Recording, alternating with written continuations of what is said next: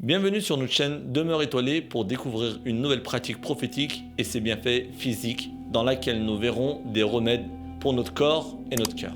Vous avez déjà dû entendre parler lors d'un repas familial, lors d'une rencontre entre amis ou autour d'un thé ou café des bienfaits du miel.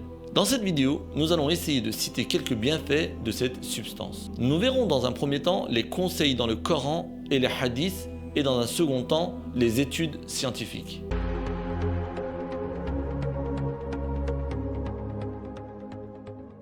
Voyons tout de suite ce que Dieu dit dans le Coran concernant le miel. Dans la sourate 16, verset 69, Dieu nous dit « De leur ventre sort une liqueur aux couleurs variées dans laquelle il y a une guérison pour les gens. » Il y a vraiment là une preuve pour des gens qui réfléchissent. D'après Abu Saïd al-Khudri, qu'Allah l'agrée, un homme est venu voir le prophète, que la paix soit sur lui, et a dit « Certes, mon frère se plaint d'un mal de ventre. » Le prophète, que la paix soit sur lui, a dit « Fais-lui boire du miel. » L'homme est revenu une deuxième fois. Alors le prophète, que la paix soit sur lui a dit « Fais-lui boire du miel. » L'homme est revenu une troisième fois. Alors le prophète, que la paix soit sur lui, a dit « Fais-lui boire du miel. » Alors il est revenu. Le prophète, que la paix soit sur lui a dit « Allah dit vrai, et le ventre de ton frère a menti. Fais-lui boire du miel. » Alors il lui a donné du miel et il a guéri. D'après Ibn Abbas, qu'Allah l'agrée, le prophète, que la paix soit sur lui, a dit « La guérison se trouve dans trois choses. L'incision de celui qui fait la hijama, une gorgée de miel ou une cautérisation par le feu. Et j'interdis à ma communauté la cautérisation. » Pour ce qui concerne la hijama, cela consiste à appliquer une ventouse sur certaines parties du corps, puis à faire des légères incisions pour faire sortir du mauvais sang. C'est ce que les gens appellent communément une saignée, hijama en arabe. C'est très conseillé par le prophète, que la paix soit sur lui. Nous ferons sûrement une vidéo à ce sujet aussi. Abdullah ibn Mas'ud, qu'Allah l'agrée, a dit « Il y a deux guérisons qui sont mentionnées dans le Coran. Premièrement, le Coran.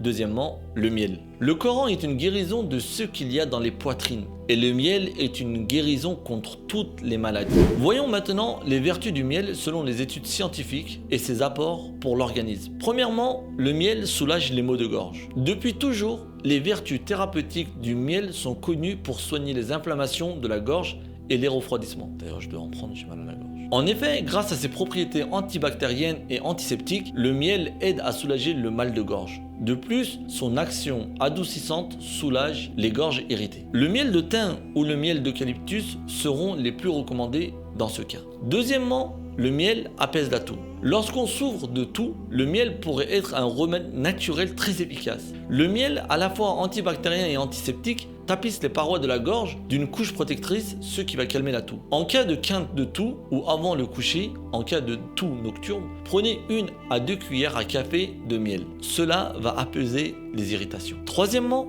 le miel aide à combattre l'insomnie. Manger du miel augmente légèrement le taux d'insuline et par réaction celui de sérotonine. Dans l'obscurité, cette dernière se transforme en mélatonine, aussi appelée hormone du sommeil. Pour retrouver un sommeil serein, pensez à ajouter une cuillère de miel de tilleul ou de miel d'oranger aux vertus calmantes dans votre infusion du soir. Quatrièmement, le miel facilite la digestion. Le miel contient des enzymes qui favorisent la digestion en facilitant l'assimilation des aliments et le transit intestinal. En effet, le miel renferme une bonne part du fructose, un sucre qui atteint le gros intestin sans avoir été digéré et fait de lui un laxatif naturel très léger et bon pour la santé. Certains miels, comme le miel de romarin ou bien le miel de bruyère, seront particulièrement recommandés pour soulager les douleurs gastriques ou stimuler la sphère hépatique. Le miel d'acacia sera plus conseillé en cas de paresse intestinale. Si vous souffrez de troubles digestifs chroniques, ajoutez le miel à votre régime alimentaire par petites doses. Cinquièmement, le miel est riche en nutriments. Bien évidemment, le miel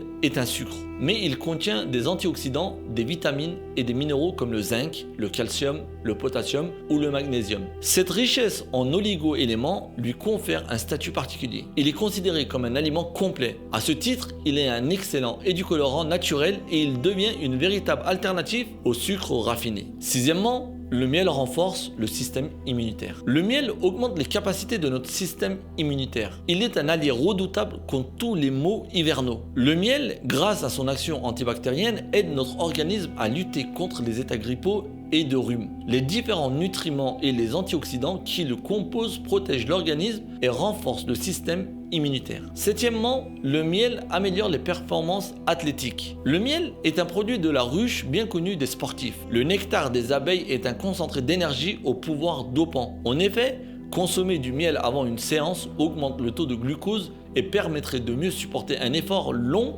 et intense. La consommation de miel serait aussi à l'origine d'une meilleure récupération. Aussi, il est idéal avant un entraînement ou une séance de sport. Il libérera de l'énergie tout au long de votre séance. Huitièmement, le miel aide à la cicatrisation. Utiliser le miel comme cicatrisant peut sembler surprenant, mais est un remède naturel, efficace et indolore. En effet, le miel possède des propriétés antibactériennes et antiseptiques et une forte action cicatrisante. Le miel, en particulier le miel de thym, appliqué sur les plaies, les brûlures, les coups de soleil ou les ulcères, se révèle d'une vraie efficacité pour soigner rapidement ces accidents cutanés. Neuvièmement, le miel a des bienfaits pour la peau. Pour prendre soin de sa peau, il faut renforcer le film hydrolipidique, c'est-à-dire la fine pellicule qui protège votre épiderme. Pour ce faire, le miel est votre allié de choix. On l'utilise aussi depuis des années pour son incroyable pouvoir hydratant. Plus vous intégrez le miel à votre routine beauté, plus votre peau sera souple et conservera son élasticité naturelle. Grâce à sa composition unique, le miel aide la peau à maintenir un pH acide et à atténuer les signes de l'âge. Enfin, pour les personnes aux peaux à imperfection, le miel fait des petits miracles en assainissant les pores et en apaisant l'inflammation. De manière générale, grâce à ses vertus hydratantes, nourrissantes et adoucissantes, le miel permet de sublimer la peau. Mélangez une cuillère à soupe de yaourt et de miel, puis appliquez ce masque, vous retrouverez une peau toute douce et hydratée.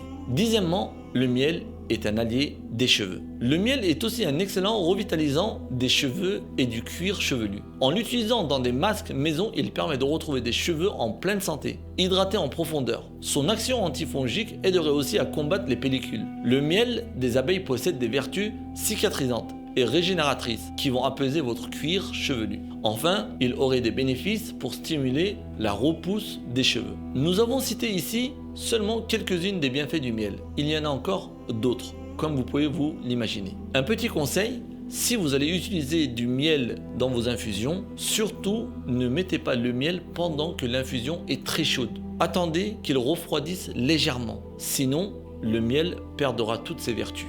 Nous avons essayé de vous montrer les bienfaits du miel.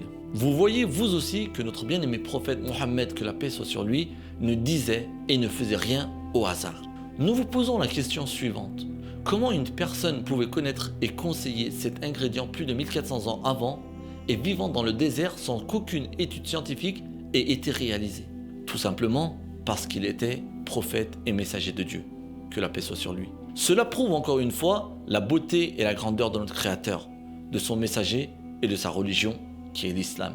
Que Dieu nous permette à nous, nos familles, nos amis et nos descendants de vivre et de suivre la sunna de notre prophète Mohammed, que la paix soit sur lui, et de le rencontrer afin d'être son voisin au paradis. Walhamdulillahi Rabbil Alamin. Cut.